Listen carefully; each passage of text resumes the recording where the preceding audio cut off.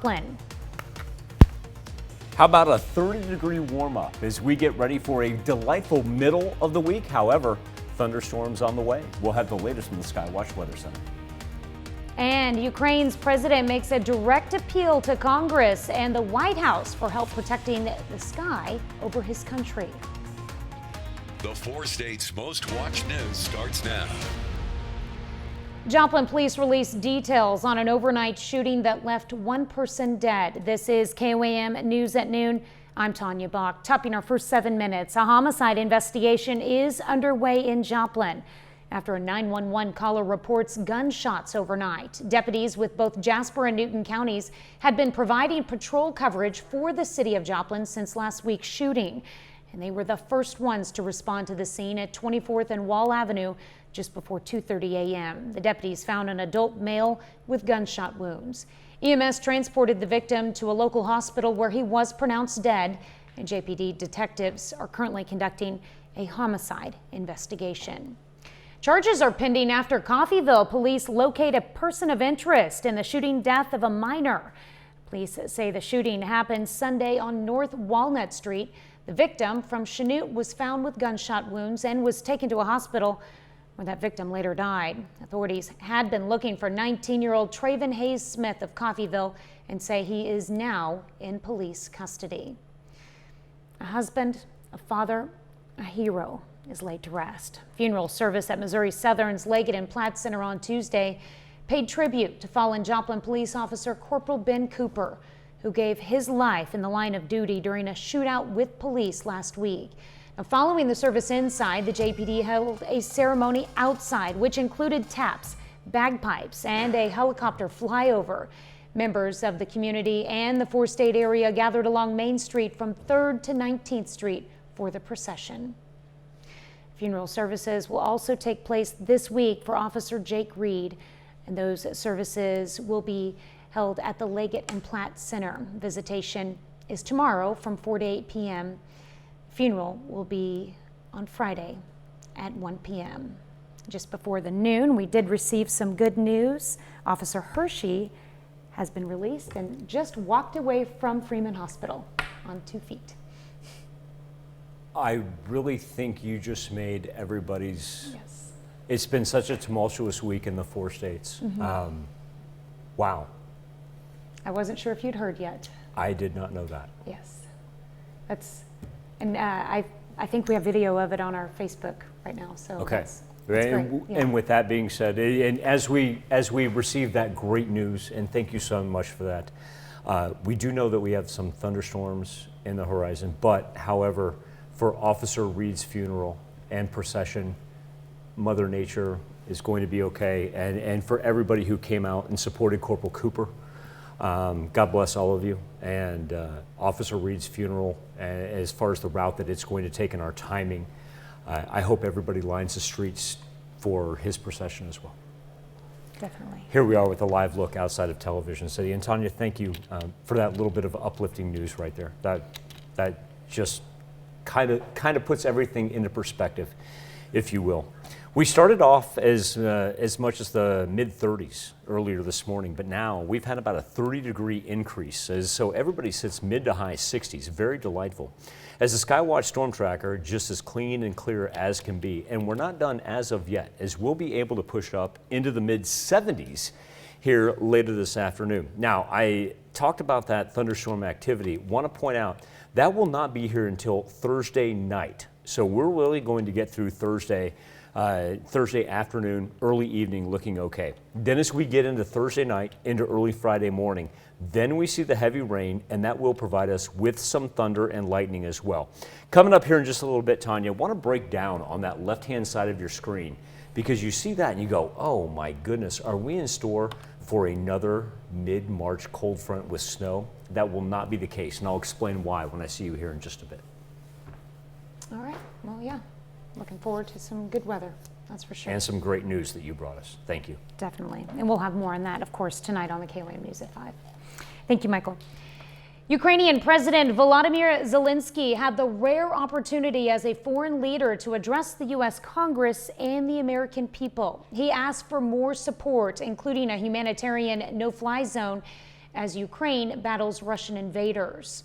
Natalie Brand is at the White House with that story and with an announcement of more support for Ukraine from President Biden. After receiving a standing ovation from members of Congress, Ukrainian President Volodymyr Zelensky made a direct appeal for U.S. help protecting the skies over his country.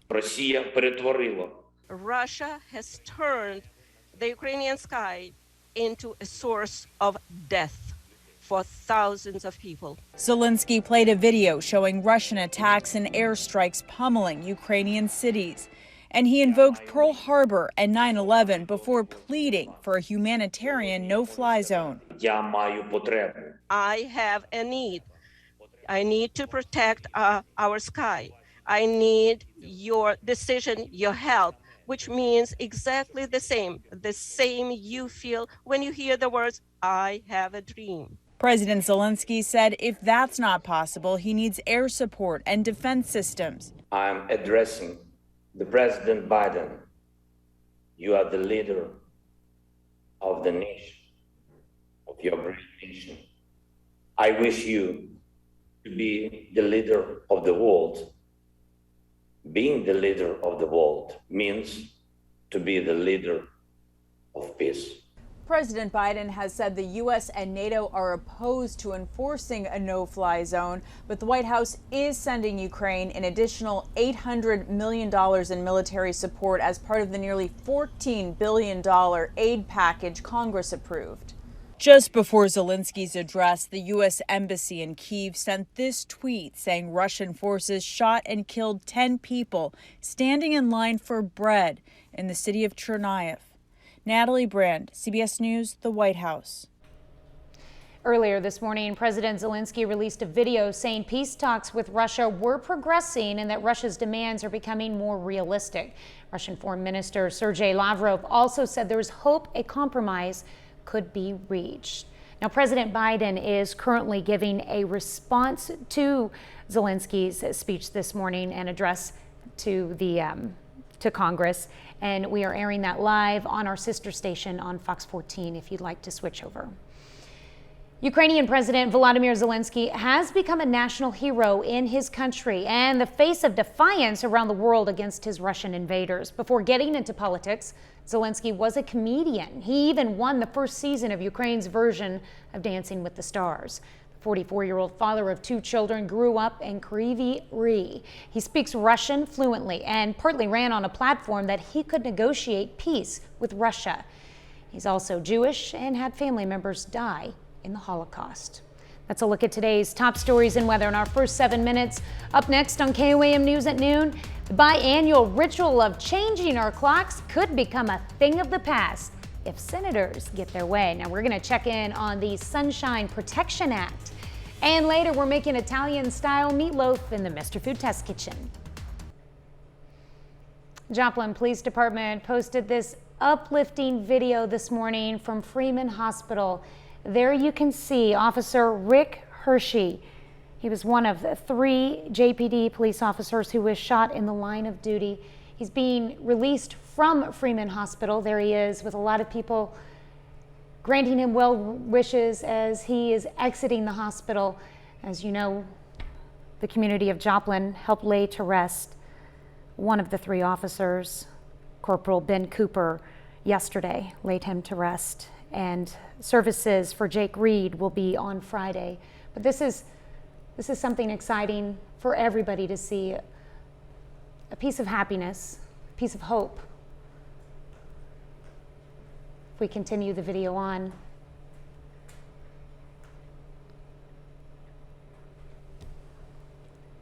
As we watch here. Now he stands and leaves the hospital on his own 2 feet. Great to see that. The biannual ritual of changing our clocks could become a thing of the past if senators get their way. The Senate unanimously passed a bill that would make daylight saving time permanent. It's not law yet, but as Nicole Comstock reports, suddenly there's growing momentum. There's nothing sweeter than Southern California sunsets, especially during the summer when we get to savor them until 8:30 at night. All the time, at the beach till 8 o'clock at night. That's me and my wife. And now Adam Keene and his wife might get to enjoy brighter evenings year-round. That's because the Senate just passed a bill to make daylight saving time permanent. I'm excited. It's great news. Good news is if we can get this passed, we don't have to keep doing this stupidity anymore. The stupidity Senator Marco Rubio is referring to, springing our clocks forward an hour every spring, just to wind them back an hour every fall. The United States began using daylight saving time in 1918 as a way to conserve energy. And Rubio, for one, is done with the back and forth. Pardon the pun, but this is an idea whose time has come. 4 years ago with Prop 7, 60% of California voters agreed we should end biannual time changes, which many medical experts say is actually hazardous to our health. It does result in higher rates of emergency room visits, increased stress, increase in traffic accidents. Dr. Fargo is a sleep medicine physician with Loma Linda University Medical Center. He says while more light exposure is healthy for people and keeps them in a better mood, it can also make it harder for people to get to sleep early. So the more light exposure we have in the evening time, the more we're going to stay active. Penny's parents would prefer the extra time at the park. I've talked with people who are a fan of it getting darker out. I don't understand it. And Phoebe's mom agrees. I enjoy being able to walk my dog, get more housework done, backyard work done, and just enjoy the day longer. The Sunshine Protection Act now heads to the U.S. House. If the law is passed, the change will take effect in November 2023, which gives people time to adjust to the stopping of the adjusting of the clocks. If you get what I mean. Well, still to come on the KOAM News at noon, Mr. Food. If your meatloaf is getting a bit boring, we have a new one that can shake things up. And boy, is it ever tasty. But first, Michael Hayslip returns with your complete forecast. Big difference between yesterday and today is our lack of cloud cover that we had overnight. And what that did was, number one, cooled us down in the early morning hours where we had mid-30s, but also too remains a quick warm-up. Look at this, pushing up close to 70 degrees over 7th and Rangeline. You'll also notice too that humidity. Earlier it was sitting at a nice 90% coming off the Gulf Coast. Not the case, going to slip down throughout our afternoon hours, but at the same point in time, who can complain when we're pushing close to 70 degrees? Right now we've got 69 in Sedan.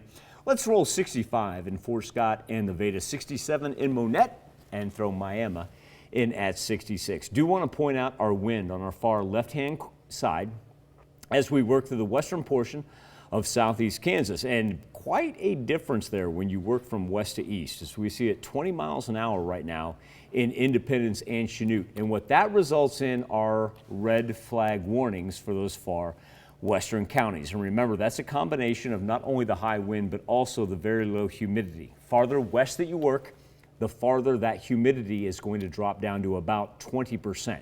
Nice thing is, Skywatch Storm Tracker remains clear as can be. We have no worries whatsoever, as our thunderstorm activity stays pretty much on the mid-Atlantic coast. But I do want to point out right here, you see that dividing line? Yeah, some of those cooler temperatures beginning to work in. And as this system, that low pressure system, makes its way over the Rockies and begins to filter toward us, that is going to bring us some good old-fashioned March thunderstorm activity. But the nice thing being is today and even through tonight and most of tomorrow, no worries whatsoever, as we'll be down into the 50s. Tell you what, if you wake up early like Tanya and I do, it's going to be absolutely gorgeous getting up tomorrow, not having to worry about a sweatshirt or a jacket. Then we'll talk about umbrellas, because on its way Thursday night, left-hand side of your screen, here it comes in. That system coming off the Rockies going to give us thunder, lightning, and anywhere from, I'd say probably 1.5 inches to 2 inches of rain. Now look on the left-hand side. You see that snow, that wintry mix that we see over Wichita? Very deceiving, because what the radar wants to do is pick up the upper atmosphere temperature and say, well, that's cold enough for that to freeze. But here's the thing, coming off of those 2 days where we've been so warm, it's not going to be able to do so once it gets closer to the ground. And so, Tanya, this is one of those things that I talked to with Nick and Doug yesterday, because I'm not going to lie, it had me a little confused. I was looking at that going, it just seems too warm. And sure enough, it comes down to what altitude is that radar measuring that. Has nothing to do with the luck of the Irish? Sorry. No. The fact of the matter is, fourth curtain, bring it open. Carrie behind the camera, you had her laughing at that. Yes, if you are Irish, I will give you all the credit in the world that none of that flips over, and Mother Nature may have something to say about that as well. Maybe Mother Nature is Irish. Ooh, it would explain a lot. Okay, we're gonna leave it at that. We're gonna leave it at that. Hey, this is where I go. Hey, slip, out. All right. We take this time to honor today's four-state hero, Private First Class Billy Barker in the U.S. Army. The Nevada, Missouri native served in Vietnam from 1966 to 1972 with the 772nd Engineering Battalion. To Private First Class Billy Barker, we thank you, our four-state hero. Looking to change up an old recipe for something new? Howard shows us how to make Italian-style meatloaf his way in the Mr. Food Test Kitchen. I have a question for you. Can you think of one dish that's been around for what seems like forever and continues to reinvent itself over and over again? If you said meatloaf, you're right. When the meat grinder was first invented and ground beef became commonplace, so did meatloaf. During the Great Depression, it was common to mix ground meat with oats, breadcrumbs, or other fillers as a way to get a good cheap meal on the table. These days, meatloafs are made with an assortment of meats and are full of all sorts of add-ins, giving each its own personality. One big trend we're seeing these days is finely chopped or shredded veggies mixed into the meat, everything from shredded carrot and zucchini to chopped eggplant. The meatloaf we're making today may look like any other meatloaf, but what sets it apart is that we've added finely chopped eggplant to the mixture of ground beef and pork, along with a slew of Italian spices and some Parmesan cheese. So if you love really moist meatloaf that's packed with flavor, you gotta go online and get the recipe for our Italian-style meatloaf. I'm Howard in the Mr. Food Test Kitchen, where today we found a changing things up kind of way for you to say, ooh, it's so good. Here's a look at our four-state market prices.